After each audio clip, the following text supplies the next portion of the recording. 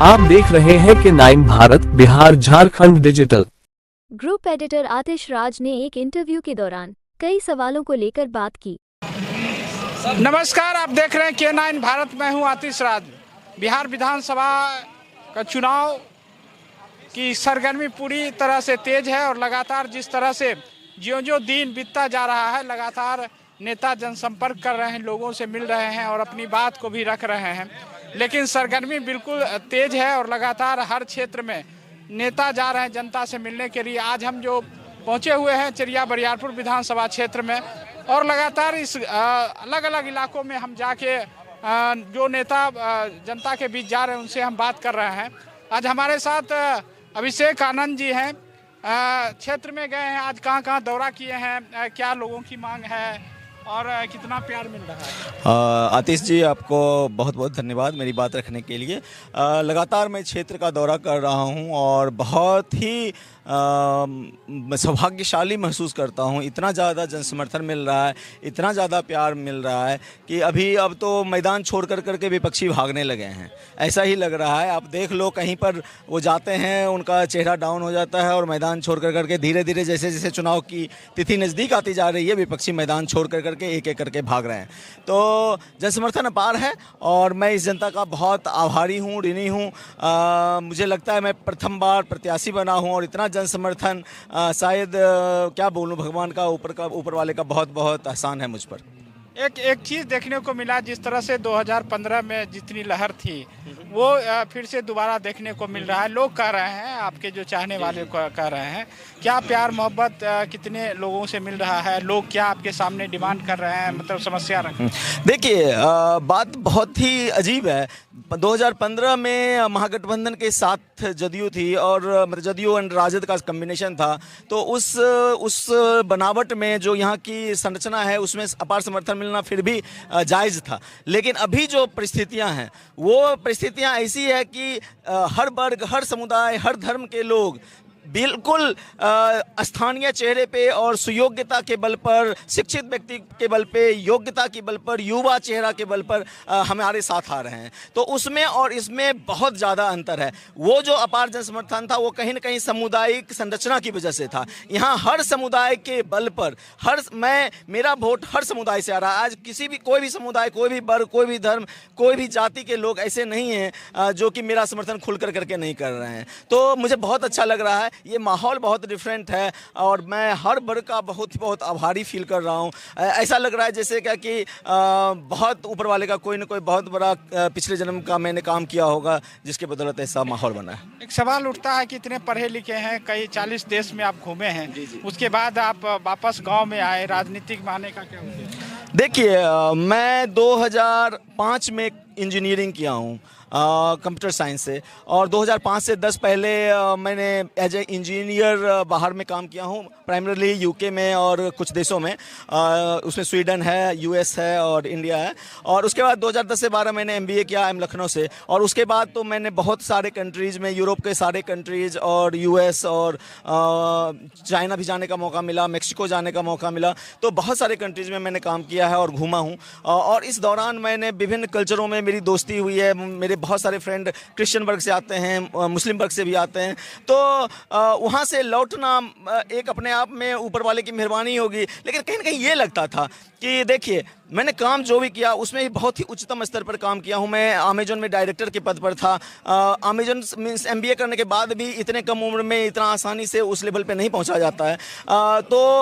लेकिन एक बात का मलाल था कि जो मैं काम कर रहा हूँ वो बहुत ही उच्चतम स्तर पर कर रहा हूँ, लेकिन किसी न किसी कंपनी के लिए कर रहा हूँ, किसी न किसी देश के लिए कर रहा हूँ, और कहीं न कहीं उसका फ़ायदा मेरे अपने लोगों को नहीं मिल पा रहा है।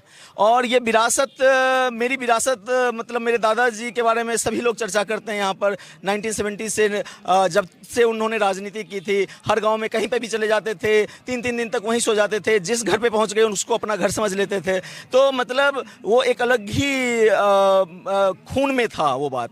तो कहीं ना कहीं चल कर करके ये बात थी कि मुझे अपने लोगों के लिए काम करना है, और उस दिशा में मैंने 2020 में नौकरी छोड़ने के बाद यहाँ आकर कर करके बिल्कुल 5 साल पहले मेहनत किया हूँ, और उस मेहनत के बाद मैंने यहाँ पे राजनीति में अपना कदम रखने का प्रयास किया है। तो मैं कोई हवाई नेता की तरह आकर कर करके 3 महीने पहले, चुनाव के 3 महीने पहले आकर कर करके टिकट नहीं मांग रहा हूँ। मैंने बजाबता रिजाइन करके, आप जानते हैं, आप सभी जानते हैं कि उस शिक्षा के बाद रिजाइन करने के बाद आपको 2-3 महीने के अंदर ही नई जॉब रखी हुई होती है। आज भी मैं चाहूँ तो प्राइवेट सेक्टर में नौकरी कर सकता हूँ, राइट, मेरी योग्यता के बल पे। लेकिन मैंने इस रास्ते को चुना क्योंकि कहीं ना कहीं इस समुदाय का बहुत बड़ा ऋणी भी हूँ। 8वां 9वां चुनाव लड़ रहा हूँ, ये मेरा परिवार जो है ये 9वां चुनाव लड़ रहा है, और इस 9 चुनाव में हम प्रथम या द्वितीय रहे हैं। तो मतलब ये जनता का अपार प्यार है जो बार बार हमें खींच लाती है, और इसी जनता का ऋणी हूँ, आभारी हूँ, और इसी जनता पर मैं मिटना चाहता हूँ। सामने कौन सा सामने टक्कर नहीं? सर टक्कर वक्कर नहीं है, दूसरे नंबर के लिए जरूर टक्कर है। जनसुराज और राजद में शायद राम सखा महतो भी कहीं कहीं लाइन में है, तो पता नहीं दूसरे नंबर के लिए क्या टक्कर है, मुझे नहीं पता। पहला नंबर फिक्स है। एक क्रमांक मिला है हमें ईवीएम पे, और एक ही क्रमांक 6 तारीख को भी रहेगा, एक ही क्रमांक 14 तारीख को रहेगा, और एक ही क्रमांक जनता के दिलों में भी रहेगा। धन्यवाद। हमारे साथ कुछ लोग भी हैं, उनसे जानने की कोशिश करते हैं कि क्या कहना चाहेंगे। देखिए, अपार समर्थन है, एनडीए फिर से तय है, ठीक, 200 पार है एनडीए। और एनडीए ने यहाँ पे एक सुयोग्य उम्मीदवार, पढ़ा लिखा उम्मीदवार, जो समाज की ज़रूरत है आज के समय में, एक पढ़ा लिखा व्यक्ति चाहिए। आज का युवा क्या चाहता है? एक अच्छा युवा पढ़ा लिखा चाहिए। वही एनडीए ने तय करके भेजा है भाई अभिषेक जी को, और इनको अपार वोटों से जिता के जनता भेज रही है। और जहाँ पे आप खड़े हैं, एक पुल है बना हुआ जो 2 जिलों को जोड़ती है, उसका शिलान्यास भी इन्हीं के माताजी के हाथों से हुआ है। माननीय नंदकिशोर जी का दिया हुआ, इनके माताजी के हाथों से शिलान्यास किया हुआ पुल है।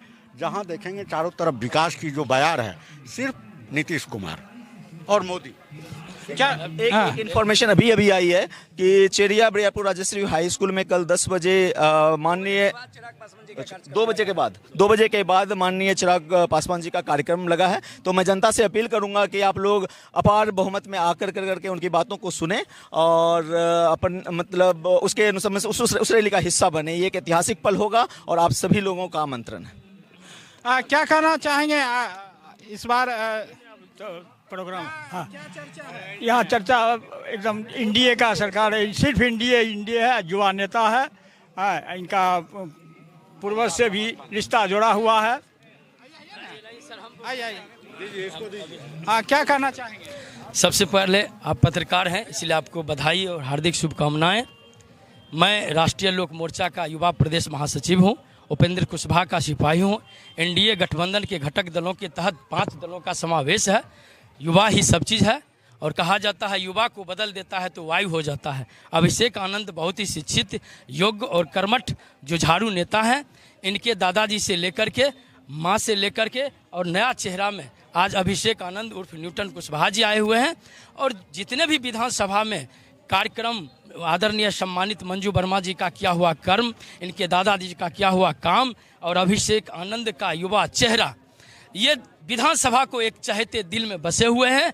इनके टक्कर में कोई जोर नहीं है, क्योंकि युवा ही शक्ति है। युवा ही वर्तमान, भूत और भविष्य को नहीं देखता है, युवा शक्ति वर्तमान को देखता है। और नीति के साथ यदि आस्था जुड़ता है, झोपड़पट्टियों से होकर युवा गुजरता है, तो मानो लोकतंत्र मजबूत होता है। इस तरह से ही मेरे भाई न्यूटन कुशवाहा हैं, और विधानसभा के लोग जितने भी है अपार बहुमत से जिता करके इन्हें विधानसभा भेजेंगे। और हमें गर्व महसूस होती है इस भोला बाबा के मंदिर पर। मेरा पंचायत है, मेरा गांव है, इसलिए गर्व महसूस होता है कि इसको आने वाला भविष्य में मैं इसको कैबिनेट के मंत्री के रूप में भी देखना चाहता हूं, और ये होगा, मेरा विश्वास। क्या कहना चाहेंगे? हम लोग चाह रहे हैं कि एनडीए 1 नंबर पर है, क्रमांक ईवीएम में 1 नंबर 6 तारीख को रहे, 14 तारीख को भी 1 नंबर पर है, यही कहना चाहते हैं। क्या चर्चा है, कितनी मजबूत आपने चेरिया बरियापुर? हम लोग 1 लाख वोट से यहाँ से जीत रहे हैं, यही चर्चा है एनडीए। तो लगातार जिस तरह से आप देख रहे हैं कि लगातार के बीच नेता जा रहे हैं और मिल रहे हैं, और उनकी समस्या भी सुन रहे हैं, और लगातार जिस तरह से चुनाव की सरगर्मी है वो बिल्कुल रफ्तार पकड़ चुकी है, और आने वाला जो समय होगा और भी रफ्तार पकड़ेगा, क्योंकि नेता दावे और वादे बहुत सारे करते हैं। ये सबसे बड़ी बात होती है कि जब जीतने के बाद उनकी दावे और वादे कितना साबित होता है, ये तो आने वाला वक्त बताएगा। लेकिन फिलहाल जो प्रथम चरण का चुनाव है उसको लेकर सरगर्मी पूरी तरह से तेज है। फिलहाल दीजिए हमें इजाज़त, नमस्कार।